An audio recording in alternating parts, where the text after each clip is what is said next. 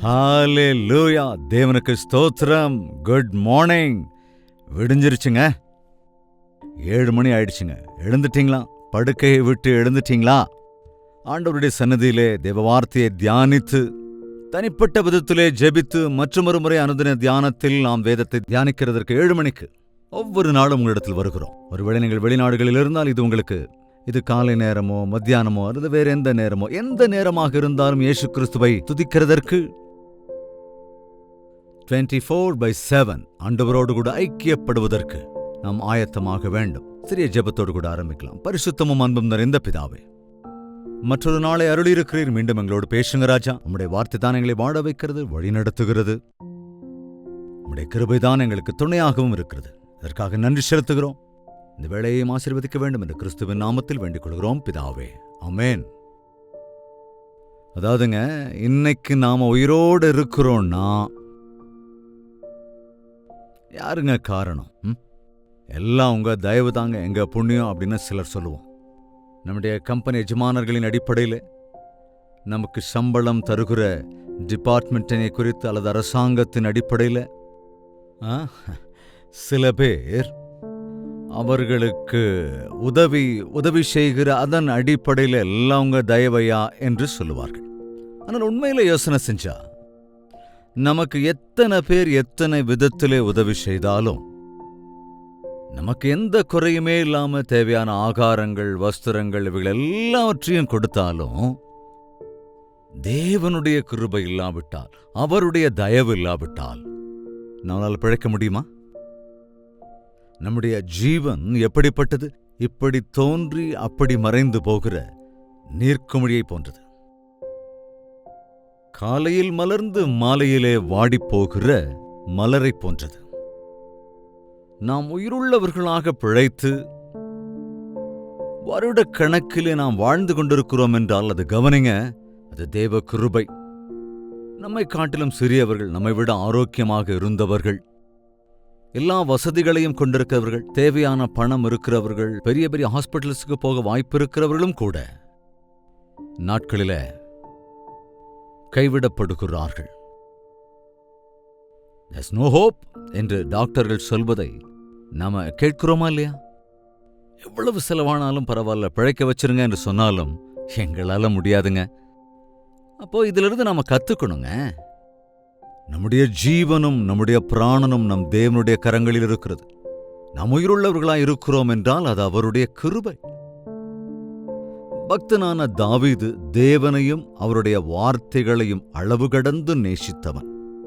நீங்கள் 119வது சங்கீதத்தை மறுபடியும் வாசிச்சீங்கன்னா, அதில் இருக்கிற வசனங்கள் எல்லாவற்றையும் வாசித்து தியானித்தால் தெரியுமில்ல, பைபிளிலேயே மிக அதிகமான வசனங்களை கொண்டது சங்கீதம் 119 தான். இதில் 176 வசனங்கள் உள்ளன. இதிலே அநேக வசனங்களிலே, அதாவது இதில் மிக முக்கியமாக தேவனுடைய வார்த்தைகளின் மதிப்பை குறித்து, தேவனுடைய வார்த்தை நமக்கு எதையெல்லாம் தருகிறது என்பதை, தேவனுடைய வார்த்தைகளை படிக்கிறவன், வாசிக்கிறவன், தியானிக்கிறவன், அனுசரிக்கிறவன் எப்படியெல்லாம் வளர்ச்சி அடைகிறான் என்பதை நேர்த்தியாக இதில் பார்க்க முடியும். நம்முடைய வார்த்தை, நம்முடைய நியாயப்பிரமாணத்தை நான் தியானிப்பதினாலே போதகர்களுக்கு மிஞ்சிய ஞானம் எனக்கு கிடைக்கிறது. வயது முதிர்ந்தவர்களைப் போல அனுபவ ஞானத்தை நம்முடைய வார்த்தைகள் மூலமாக நான் பெற்றுக்கொள்கிறேன். அதாவது தேவனுடைய வார்த்தைகளை நாம் வாசிக்கிற போது, தியானிக்கிற பொழுது தேவன் நமக்கு அநேக அனுபவங்களை கற்றுத்தருகிறார். எது சத்தியம், எது சத்தியமில்லாதது, எதற்கு துக்கப்பட வேண்டும், எதற்கு சந்தோஷப்பட வேண்டும், எப்படி வாழ வேண்டும், எப்படி வாழக்கூடாது. அதுதான் இன்னைக்கு பெரிய பிரச்சனையா இருக்கு இந்த பிரபஞ்சத்துல. யாரும் சரியான கவுன்சிலிங் கொடுக்கறவங்க இன்னைக்கு இல்லைங்க. முக்கியமா நம்ம வாலிப பிள்ளைகளை பாருங்க. நிறைய சட்டங்கள், ரூல்ஸ் அண்ட் ரெகுலேஷன்ஸ் எல்லாம் போடுறாங்க அங்க ஸ்கூல்ல, இன்னும் வீடுகள்ல. ஆனா அந்த பிள்ளைகளுக்கு ஆலோசனை தந்து, இது தப்பு, இதன் பின்விளைவுகள் இப்படித்தான் இருக்கும், இதுதான் சரி, இதனால என்ன பிரயோஜனங்கள் இருக்கிறது என்று சொல்லி அவர்களை திருத்தி நல்வழிப்படுத்துகிறவர்களாக எத்தனை பேர் இன்னைக்கு இருக்காங்க? எங்கள் ஆண்டவரிடத்திலே விசுவாசிக்கிற தாய் தகப்பன்மாராக இருந்தால் உங்கள் பிள்ளைகளுக்கு தேவ வார்த்தையை கற்றுக் கொடுங்கள். வார்த்தை தான் நம்மை திருத்துகிறது. தேவ வார்த்தை தான் நம்மை வழிநடத்துகிறதாக இருக்கிறது. 100 எல்லா வசனங்களையும் பார்க்க முடியாது. 119வது சங்கீதம் 65வது வசனத்தை வாசிக்கலாம். கர்த்தாவே, உமது வசனத்தின்படி உமது அடியேனை நன்றாய் நடத்தினீர். உத்தம நிதானிப்பையும் அறிவையும் எனக்கு போதித்தருளும். உம்முடைய கற்பனைகளின் பேரில் விசுவாசமாய் இருக்கிறேன். உம்முடைய வார்த்தைகளினாலே நல்ல நிதானிப்பையும், நிதானிப்பு என்று சொன்னால் எது சரி எது தவறு என்று அறிந்து கொள்கிற பகுத்தறிவு ஞானம். அநேக கண்களுக்கு அநேகங்கள் பொன்னு மாதிரி தான் தோணும். ஆனால் உண்மையான பொன் எதுவென்றால், அது டூப்ளிகேட் பொன் எதுவென்றால், அது அந்த பொற்குலரால் தான் கண்டுபிடிக்க முடியலையா? சாத்தான் எப்பொழுதும் டியூப்ளிகேட்டை கொண்டு வந்துகிட்டே இருப்பான். நம்மள நிறைய பேர் அதான் ஏமாந்து போயிடுறாங்க, மோசம் போயிடுறாங்க. நீ வார்த்தையை சரியாக அறிந்திருந்தால் எது உண்மையானது எது போலியானது என்று தெரிந்து கொள்ளக்கூடிய நிதானிக்கிற ஞானத்தை நீ பெற்றுக்கொள்வாய். அதை எனக்கு போதித்தருளும், எனக்கு போதிங்க ஆண்டவரே என்கிறான். அதிலேயே 50வது வசனத்தை பார்க்கிற போது, உம்முடைய வாக்கு என்னை உயிர்ப்பித்தது என்கிறான். நாம் எப்படி உயிர்த்திருக்கிறோம் என்றால் நாட்கள்ல எப்படி பிழைக்கிறது? நல்லா சாப்பிட்டா பிழைக்க முடியும்ல. நம்ம வாழ்க்கைக்கு ஆதாரம் நல்ல ஆகாரம், நல்ல வீடு, ஒரு நல்ல வெஹிக்கிள், கை நிறைய கொஞ்சம் பணம் இருந்தால் எப்படியோ வாழ்ந்துட்டு போயிடலாம் நினைக்கிறோம். ஆனால் நம்முடைய வாழ்க்கையிலே நிம்மதி வேண்டும், நல்ல அமைதல் வேண்டும் என்றால், நம்முடைய வாழ்க்கையில நாம் தேவனுக்காக சாதிக்க வேண்டுமென்றால், பயனுள்ளவர்களாயிருக்க வேண்டுமென்றால், பரலோக வாரிசுகளாகிற விதத்தில் இந்த உலகத்தில் நாம் வாழ வேண்டுமென்றால், நமக்கு தேவையானது அவருடைய வார்த்தைகள் தாங்க. உம்முடைய வாக்கு என்னை உயிர்ப்பிக்கிறது. அதற்கு முதல்ல பார்த்தீங்கன்னா, அதுவே என் சிறுமையில் எனக்கு ஆறுதல்.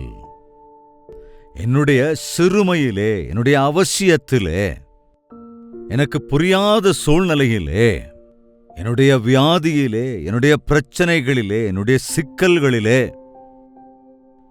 என்னுடைய போராட்டங்களிலே எனக்கு விடுதலை எப்படி கிடைக்கிறது? உம்முடைய வார்த்தையின் மூலமாகத்தான் கிடைக்கிறது. ஹல்லேலூயா. தினமும் வேதத்தை வாசிங்க வாசிங்கன்னு சொல்றது அதுக்கு தாங்க. அதை வாசித்து தியானித்து கிரகித்துக் கொண்டால், நீங்கள் எதிர்கொள்ளுகிற ஒவ்வொரு போராட்டத்திற்கு எதிராக நமக்கு பலனை தருவது மாத்திரமே அல்லாமல் தேவ ஞானத்தையும் பெற்றுக்கொள்ள முடியும். எல்லா விஷயங்களிலும் பதட்டப்படுகிறவர்களாக, சோர்ந்து போகிறவர்களாக இல்லாமல் நிம்மதியுள்ளவர்களாக இருப்போம். உம்முடைய வாக்கு என்னை உயிர்ப்பிக்கிறது. உம்முடைய வார்த்தை என் சிறுமையிலே எனக்கு நிம்மதியை அருளி செய்கிறது. பாடுகளுக்குள்ளா இருக்கும்போது நாம ரொம்ப விபரீதமாக நடந்து கொள்ளுவோம். ரொம்ப பாடுகள் வரும்போது நம்மளால தாங்கிக்க முடியாது, கத்த ஆரம்பிச்சிருவோம், எல்லாரையும் திட்ட ஆரம்பிச்சிருவோம், அடுத்தவங்களை தூஷிக்க ஆரம்பிச்சிருவோம், நம்மை நாமே நிந்திக்க ஆரம்பிச்சிருவோம், வேதனைக்குள்ளாக சோர்ந்து போய் விடுவோம். ஆனால் பக்தனான தாவீது சொல்லுகிறான், உம்முடைய வார்த்தை என்னுடைய சிறுமையிலே எனக்கு ஆறுதலையும் நிம்மதியையும் தருகிறது.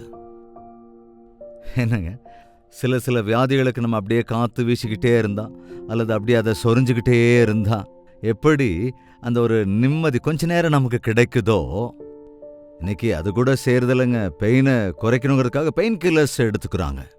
தூங்குறதுக்கு கூட இன்ஜெக்ஷன்ஸ், மாத்திரைகள் எல்லாம் தரப்படுகிறதுனால, இந்த சர்ஜரி முடிஞ்சதுக்கு அப்புறம் கூட அந்த வலி தெரியாம இருக்கணும்னு அவங்களுக்கு தூக்கம் வர பண்றாங்க இல்லையா? அவங்க நிம்மதியா தூங்குவாங்க. ஒருவேளை சர்ஜரி டைம்ல அனஸ்தீஷியா கொடுக்கலன்னா, சர்ஜரி முடிஞ்சதுக்கு அப்புறம் கொடுக்க வேண்டிய மெடிசின்ஸை கொடுக்கலன்னா அவங்க தவிச்சிருவாங்க இல்லையாங்க? இங்கே ஆண்டவர் சொல்லுகிறார், நமக்கு அனஸ்தீசியாவை காட்டிலும் மேன்மையானது தூங்குவதனாலே கிடைக்கிற நிம்மதி அல்லங்க. நாம் விழித்துக் கொண்டிருக்கிற போதே கூட தேவ வார்த்தையின் மூலமாக நிம்மதியை பெற்றுக்கொள்வோம், தைரியத்தை பெற்றுக்கொள்வோம், மன ஆறுதலை பெற்றுக்கொள்வோம், சுகத்தை பெற்றுக்கொள்வோம். தம்முடைய வார்த்தையை அனுப்பி சொஸ்தமாக்கினார் என்று இருக்கிறது வேதாகமத்தில். நம்முடைய சரீர மாம்ச ஆவிக்குரிய பிரகாரமான எல்லா பலவீனத்திலும் இருந்து நமக்கு விடுதலை அருளி செய்வது தேவனுடைய வார்த்தை தாங்க. நமக்கு ஆறுதல் கொடுக்கக்கூடியது தேவனுடைய வார்த்தை. தேவனுடைய வார்த்தையின் மூலம் நமக்கு ஆறுதல் கிடைக்கிறது. உம்முடைய வசனம் எனக்கு உத்தம நிதானிப்பையும் அறிவையும் போதிக்கிறது. எத்தனை பேர் நீங்க தேவனுடைய வார்த்தையை தியானிக்கிறீர்கள்? காலமே எழுந்து படிக்கிறீர்கள்? அதிகாலமே எழுந்துடுறீங்களா? 62வது வசனத்துல பார்த்தோம், உமது நீதியான நியாய தீர்ப்புகளின் நிமித்தம் உம்மை துதிக்கும்படி பாதி ராத்திரியில் நான் எழுந்திருப்பேன். பாதி ராத்திரி வரைக்கும் தேவ வார்த்தையை வாசிக்கிறீங்களா? ஜெபித்து கொண்டிருக்கிறீர்களா? டிவி பார்த்துட்டு உட்கார்ந்துருக்கீங்களா? சோஷியல் மீடியாவில் இன்வால்வ் ஆகி இருக்கிறீங்களா? ராத்திரி வேளையில அவனுடைய இருதயத்தை ஃபுல்லா தேவ வார்த்தையினால நிரப்பிக்கிட்டேன்னா நல்ல அமைதலோட நிம்மதியா படுத்து நிம்மதியா எழுந்திருப்பேன். சில பேர் கலக்கத்தோடையே தூங்க போவாங்க, எழும்போதும் பதட்டத்தோடு தான் எழுவாங்க. அப்படியே கலவரத்தால நிறைஞ்சவங்களா இருப்பாங்க. நமக்கு நிம்மதியை தருவது தேவனுடைய வார்த்தை, தேவனுடைய வசனங்க. வார்த்தை என்றால் என்ன? தேவனுடைய வசனம் தான், தேவனுடைய வாக்கு தத்தம். ராத்திரியே உன்னுடைய காரியங்கள் எல்லாவற்றையும் ஆண்டவரிடத்துல சொல்லிட்டேன்னா, நாளைய பணிகளை குறித்து ஆண்டவர்கிட்ட நீ ஒப்படைச்சிட்டேன்னா, உன்னுடைய பயத்திலிருந்தெல்லாம் விடுவிப்பேன், உன்னுடைய சிரமங்களிலிருந்தெல்லாம் உன்னை தப்புவிப்பேன் ஆண்டவர் சொல்றாருல. தேவனுடைய வசனத்தை படித்து தியானித்து மனது முழுக்க நிரப்பிட்டு தூங்க போய் பாருங்களேன். ஹாயா உங்களால தூங்க முடியும். அமைதலோட நிம்மதியோடு எழுந்து உங்களுடைய வேலைகளை நீங்க பார்க்க முடியும். சாதாரணமா என்ன சொல்லுவாங்க? வயிறார சாப்பிட்டா கண்ணார தூங்கலாம் அப்படின்னு சொல்லுவாங்க. ஆனா நமக்கோ இருதயம் முழுக்க தேவனுடைய வார்த்தை இருந்தா கண் முழுக்க நம்முடைய உள்ளமும் சிறுமூளை பெருமூளை எல்லாம் ரொம்ப அமைதலா நிம்மதியா தூங்க முடியுங்க. நிம்மதியாக நீ தூங்குகிற போது அந்த அயர்ந்த நித்துரை நமக்கு எந்த அளவுக்கு ரெஸ்ட் கொடுக்கும் அப்படின்னு உங்களுக்கு தெரியுமா? உம்மை பற்றி கொண்ட மனதுடையவன் உம்மையை நம்பியிருக்கிறபடியால் பூரண சமாதானத்துடன் அவனை காத்துக் கொள்ளுவீர். உனக்கு நிம்மதி வேண்டுமென்றால், உனக்கு நல்ல சுகம் வேண்டுமென்றால், உனக்கு நல்ல அமைதி வேண்டுமென்றால், தேவனுடைய வார்த்தைகளை இருதயம் முழுக்க நிரப்பிக்கொள்ளணும். சங்கீதத்தில் இன்னொரு இடத்துல சொல்றான், உமக்கு முன்பாக நான் பாவம் செய்யாதபடிக்கு என் இருதயத்தை உம்முடைய வார்த்தைகளால் நான் நிரப்பிக் கொள்ளுவேன் என்று. தேவ வார்த்தை என்பது ஏதோ அண்டர்லைன் பண்ணிட்டு பைபிள் எடுத்து மறுபடியும் ஷெல்ஃப்ல வைக்கிறது இல்லைங்க. நீங்கள் வாசிக்கிற வசனங்களை இருதயத்திலே பதிய வைத்துக் கொள்ளுங்கள். துன்மார்க்கருடைய ஆலோசனையில் நடவாமலும், பாவிகளுடைய வழியில் நில்லாமலும், பரியாசக்காரர் உட்காரும் இடத்தில் உட்காராமலும், கர்த்தருடைய வேதத்தில் தியானமாயிருந்து இரவும் பகலும் அவருடைய வேதத்தில் தியானமாய் இருக்கிற மனுஷன் பாக்கியவான். இரவும் பகலும் பைபிளை வச்சுட்டு படிச்சுட்டே இருக்கிறது ஒருவேளை முடியாம இருக்கலாம். ஆனால் வாசிக்கிற வேத பகுதியை தினம் முழுவதும் தியானித்துக் கொண்டே இருக்க முடியும். அதாவது ஆடுகளையோ மாடுகளையோ இன்னும் பிற மிருக ஜீவன்களையோ வயல்வெளிக்கு மேய்க்க சென்று வந்த பிறகு அதெல்லாம் சாயங்காலம் என்ன செய்யணும்னு நீங்க கவனிச்சிருக்கீங்களாங்க? அதெல்லாம் முந்தி வேக வேகமாக சாப்பிட்ட ஆகாரங்களை மறுபடியும் தன்னுடைய வாய்க்குள் வரவழைத்து நல்ல தலையை ஆட்டி அவைகளை மென்று மென்று அதில் இருக்கிற சாரை எல்லாம் நல்லா இழுத்துக்கும். நேர்த்தியான பாலை, சுத்தமான வெண்மையான பாலை அவைகள் தருகின்றன. நம்முடைய வாழ்க்கையில் நாம் தேவனுடைய வார்த்தைகளை தியானித்தால் பரிசுத்தமான பலன்களை காண முடியும். தேவனுடைய வார்த்தை எவ்வளவாய் வாசிக்கிறோமோ அந்த அளவுக்கு நம்முடைய வாழ்க்கை பரிசுத்தமாக்கப்படும். நம்முடைய நாவு பரிசுத்தமாக்கப்படுகிறது. நம்முடைய இருதயத்திற்கு நிம்மதி கிடைக்கிறது. நாம் அநேகருக்கு ஆசீர்வாதகரமாக இருக்கவும் முடியும். அனுதினமும் ஜெபத்திற்கு எவ்வளவு முக்கியத்துவம் தர வேண்டும் என்று சொல்லுகிறேனோ அந்த அளவுக்கு முக்கியத்துவத்தை வேத வார்த்தைக்கும் தர வேண்டும். சுந்தர் சிங் என்ற பக்தன் சொல்லுவார், ஒரு நிஜமான கிறிஸ்தவனுக்கு வேத வாசிப்பும் முழங்கால் படியில் நின்று ஜெபிக்கிற ஜெபமும் இறக்கைகளை போன்றது. ஒரு பறவையால் 2 இறக்கைகள் இல்லாவிட்டால் எப்படி மேலே பறக்க முடியாதோ, அதேபோல ஆவிக்குரிய வார்த்தையிலே ஒரு மனிதன் உயர வேண்டும் என்றால் முழங்காலில் செய்கிற ஜெபமும் தேவ வார்த்தை தியானமும் இருக்க வேண்டும். உண்மை. நாம் தேவனோடு ஐக்கியப்படுகிற போது நாம் இந்த உலக பிரகாரமானவைகளிலிருந்து விடுவிக்கப்பட்டு ஆவிக்குரிய பலனை பெற்றுக்கொள்ளுவோம். எனவே இன்றிலிருந்து ஒரு தீர்மானம் எடுத்துக் கொள்ளுங்கள். வேத வார்த்தையை புரிந்து ஆழமா அதை வாசித்து என்னுடைய இருதயத்திலே நான் பத்திரப்படுத்தி அதை தியானிப்பேன். நேரம் வாய்க்கும் போதெல்லாம் தேவனோடு கூட சம்பாஷிக்கிற வகையில இடைவிடாமல் ஜெப ஆவியை உடையவனாய் நான் வாழ்வேன். ஆண்டவரே, எனக்கு அதற்கு உதவி செய்யுங்க. உம்முடைய வார்த்தையினால் என்னை உயிர்ப்பித்து உம்முடைய ஆவியினாலே என்னை வழிநடத்துங்கள் என்று விண்ணப்பம் செய்யலாமா?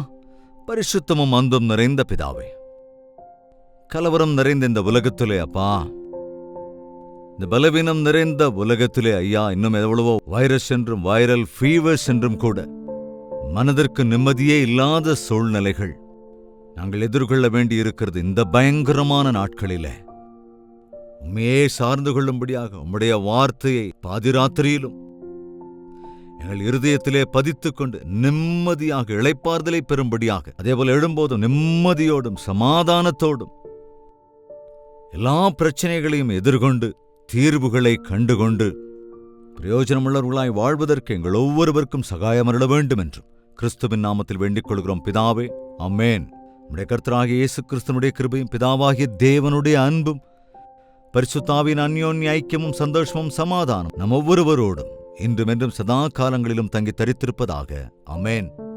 தேவனுக்கு ஸ்தோத்திரம். உங்கள் ஜெப தேவைகள் மற்றும் பாரங்களை 8939801234 என்ற நம்பருக்கு ஒரு டெக்ஸ்ட் அல்லது வாய்ஸ் மெசேஜ் மூலமாக எங்களுக்கும் தெரிவியுங்கள். நாங்களும் கூட உங்களுக்காக ஜெபிப்பதற்கு ஆயத்தமாக இருக்கிறோம். நீங்களும் தொடர்ந்து ஜெபியுங்கள். அங்கே நீங்களும் இங்கே நாங்களும் ஜெபிக்கும் போது தேவன் அற்புதமாக தம்முடைய பதிலை நமக்காக அருளி செய்வார்.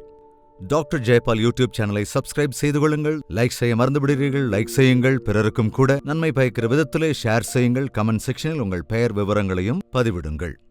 கல்வாரி தரிசனம் என்ற டிவி புரோகிராம் தினந்தோறும் பல்வேறு நேரங்களிலே பல்வேறு சேனல்களிலே ஒளிபரப்பாகிக் கொண்டிருக்கிறது. தயவுசெய்து அதையும் பாருங்கள். தெலுங்கில் மாத்திரமல்ல, ஹிந்தி, மலையாளம், பெங்காலி, ஒரியா, தமிழ் மொழிகளிலும் கூட கல்வாரி தரிசனம் டிவி நிகழ்ச்சி வெவ்வேறு சேனல்களில் ஒளிபரப்பாகிறது. அவற்றிற்காக நீங்கள் ஜெபியுங்கள். ஆண்டவர் உங்கள் இருதயத்தில் ஏவினால் உங்கள் நன்கொடைகளை அனுப்பி ஊழியத்திலும் பங்கெடுத்துக் கொள்ளுங்கள். தேவனுக்கு சித்தமானால் நாளை இதே நேரம் இதே அனுதின தியானத்தில் நாம் சந்திக்கலாம். அதுவரைக்கும் தேவனுடைய மகா கிருபை உங்களுக்கு துணையாயிருப்பதாக.